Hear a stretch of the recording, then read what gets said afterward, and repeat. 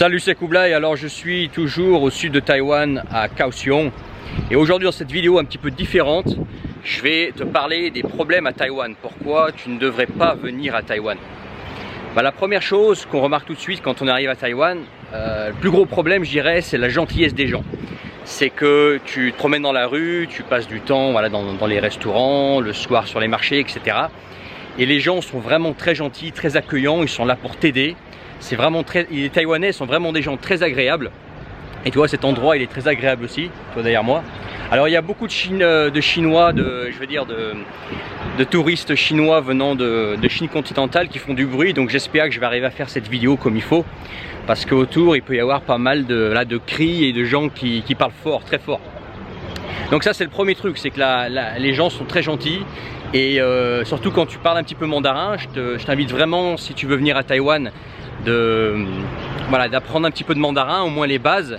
Parce que si tu parles un petit peu mandarin et que tu es étranger, c'est bon, on va plus te lâcher quoi. Tu vas quelque part, on commence à parler, tu commences à faire le monde, tu commences à parler de plein de choses.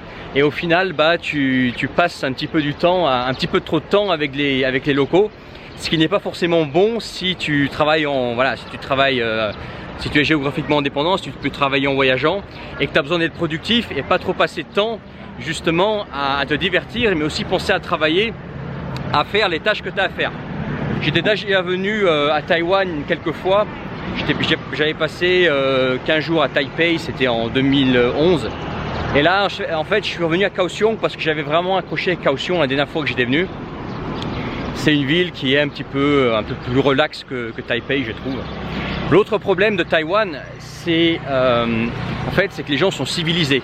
C'est que c'est propre, là tu vois les rues sont propres, les gens sont polis, civilisés, il n'y a pas du bordel de partout, c'est vraiment très agréable par rapport notamment à la Chine continentale où tu vas avoir beaucoup de détritus, etc. Ça c'est agréable. L'autre chose qui est vraiment un problème à Taïwan, c'est que quand tu manges, même dans la rue ici, le problème c'est que tu tombes pas malade. C'est qu'il y a une hygiène ici, c'est que tu peux goûter un petit peu de tout. Et moi d'habitude quand je suis en Chine continentale, je tombe malade à chaque fois. Et là, non, tu vois, là c'est bon, tu sens que c'est frais, tu sens qu'il y a quand même une hygiène. Et ça c'est vraiment agréable ici, c'est que tu peux goûter un petit peu de tout et la bouffe est vraiment super ici. C'est vraiment très varié. Moi j'aime beaucoup le poisson, donc ici pour le poisson c'est très les possibilités qu'il y a sont vraiment énormes au niveau des goûts et des saveurs, la façon dont c'est préparé. Donc ça c'est bien. Arrête comme c'est joli ici le soir. J'adore passer du temps ici à Kaohsiung. C'est pour ça que je suis venu ici d'ailleurs, parce que par rapport à Taipei c'est beaucoup plus posé. Tu as le temps de réfléchir à des nouvelles idées, de penser à des idées de business, faire mûrir des idées, etc.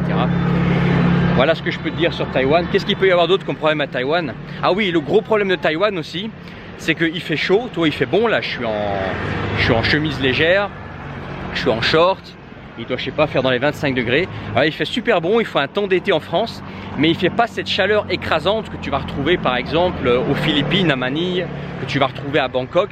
Donc, il fait agréable. T'as pas besoin de t'habiller chaudement. Il fait chaud, mais tu n'es pas en train de transpirer. Tu n'es pas en train de dégouliner constamment à Taïwan. Taïwan, ce qui est bien, c'est que t'as pas c'est le climat chaud, mais pas vraiment, tu vois, la grosse chaleur qui t'écrase, qui t'empêche de réfléchir, qui te fatigue, qui te fait boire, tu vois, 3 litres d'eau par jour. Donc ça c'est vraiment agréable à Taïwan. C'est que c'est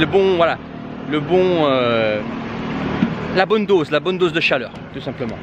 Voilà, donc bon, je voulais te faire ce soir une vidéo un petit peu hors sujet. Je te laisse regarder en bas de cette vidéo si tu me découvres à travers cette vidéo. Tu peux faire partie de mes contacts privés. Les contacts privés s'appellent la lettre d'Eurasie. Alors la lettre d'Eurasie c'est quoi? C'est du contenu exclusif que j'envoie de temps en temps, qui n'est pas posté sur les réseaux sociaux, que tu ne verras pas en vidéo, ou tu ne verras pas sur les posts que tu peux trouver publiquement. C'est uniquement réservé aux personnes qui font partie de la lettre d'Eurasie. Donc tu recevras du contenu de ce style-là. Et puis également, si toi tu veux aussi te créer une vie où tu es libre géographiquement, que tu veux par exemple quitter l'Europe et aller vivre, je sais pas, en Europe de l'Est, en Asie, en Russie. Moi je suis un passionné de la Russie, tu vois, c'est le pays dans lequel je finis par m'installer.